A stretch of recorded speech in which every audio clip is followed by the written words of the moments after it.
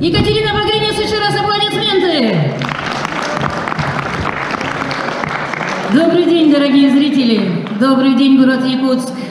Жены, гости, семьи! Добрый день, господа офицеры! С праздником вас! Счастья, здоровья, радости, любви и всего самого-самого хорошего! Каждый день, выходя на работу, на службу, вы совершаете подвиг. Но этот подвиг, согласитесь, невозможен без любви. И поэтому про любовь можно танцевать.